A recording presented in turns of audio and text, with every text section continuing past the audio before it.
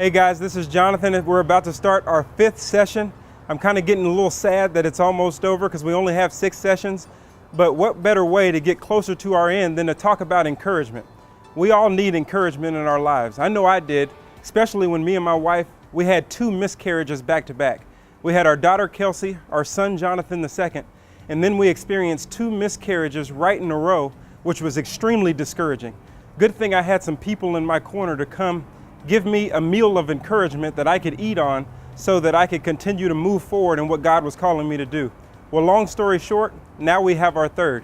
His name is Camden Anthony Evans, and we're so excited to see God come through, especially when he uses his people to encourage us. Let's move forward on session 5 as we get ready to close, and let's all be encouraged together. Well, we're not the only ones who've had to deal with discouragement. Elijah had to deal with it too. Discouragement, that's when the sky of your life is overcast. It's perpetual cloudiness where there's no clear light. There's no light at the end of the tunnel, and the only light that shows up is the oncoming train. I mean, it's just coming at you. It's like the guy who the doctor came to him and said, now, I did your test, I've seen the results come back, and I got bad news and really bad news. The bad news is you have 24 hours to live. The really bad news is I should have told you yesterday. So, you know, things can be real discouraging. People, problems, finances, relationships, health, any one of those factors and more can lead to our discouragement. Let me tell you something else that can lead to discouragement. Victory.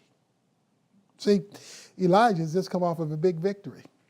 He's seen nothing but victory. He's defeated the prophets of Baal. He's raised this woman's child from the dead. He's come up with a plan led by God to feed this woman for the rest of her life. He's come off of victory. And yet when he comes off of victory, in chapter 19 of 1 Kings, we read, and Ahab told Jezebel all that Elijah had done, and how he had killed all the prophets with the sword.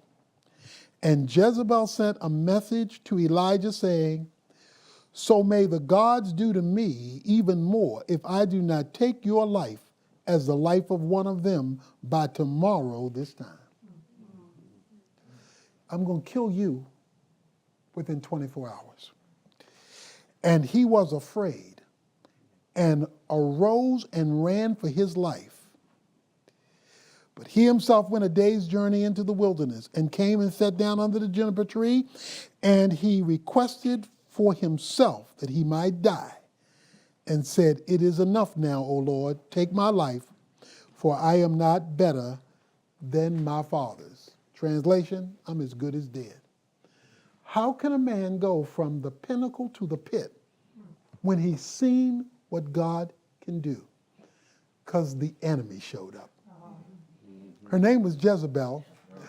She's a pagan lady, and she threatens him. It could be being threatened with losing your job. It could be being threatened about a health dilemma. It could be being threatened about somebody walking away from you who you're in a relationship with, or a child abandoning you. You feel that sense of threat. It goes on to say he was tired. It goes on to say he was hungry. So he's got the enemy catching him at a point of vulnerability. When we're tired and when we're hungry, when we have spent ourselves, even in victory, we become vulnerable. All throughout the Bible, you will see some of God's greatest servants becoming discouraged, wanting to quit and give up. We went from victory to him being threatened to suicide. That's how discouragement works. When discouragement is unaddressed, it leads to depression. When depression is unaddressed, it leads to despair. When despair is unaddressed, it leads to a decision or desire to want to die.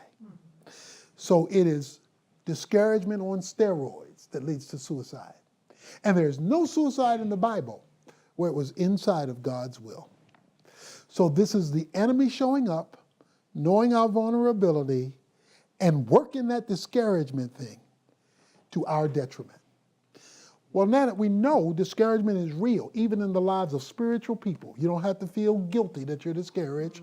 You don't have to feel like, I must be carnal now that I'm discouraged. You just have to know that when the enemy shows up, he can use your human realities, amplify them, and bring you to a place where you want to give up, even if it's right after a great victory. But guess what the Lord did? It says, in the midst of his discouragement, under the juniper tree, God sent an angel touching him and said, arise and eat. The angel of the Lord came again a second time and touched him and said, arise and eat, because the journey is too great for you. He arose, ate and drank, and went in the strength of that 40 days and 40 nights to Horeb, the mountain of God. God sent an angel. The word angel means messenger. The Bible says that we have angels unaware. Now, there are spirit angels that are assigned to every believer, Hebrews 1:14, and then there are human messengers that God sends. He can send either one, but he sends help.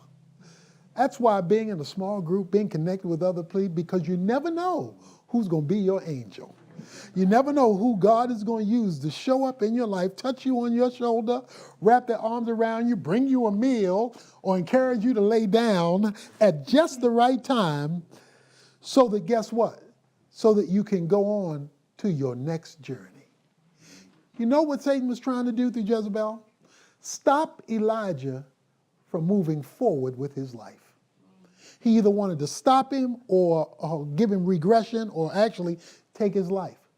And that's what the enemy wants to do with you. He wants to create enough clouds that you don't move forward. And isn't that what discouragement does? It keeps us stuck. We don't want to get up. We don't want to move. We don't want to talk to anybody. We don't want to go to work. We don't want to do anything. Why? Because we've been drained, even from a victory.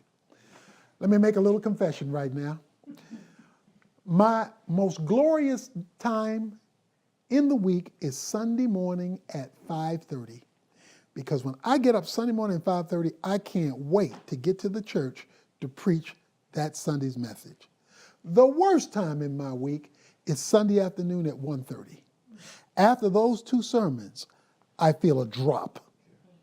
And I go home, I sit in the chair, I don't want to talk to anybody, don't want nobody talking to me. I am just drained because I'm spent. I'm spent. Been preparing all week, giving it out, and I'm spent. Every now and then I get an encouraging word or a note or somebody who says that message changed my life. Right then, they became my messenger. God bringing somebody in your life who will meet you at your low point and who will encourage you to keep on running. So after that, I'm ready to go to next week's sermon. So discouragement will come. God always has an angel to encourage you.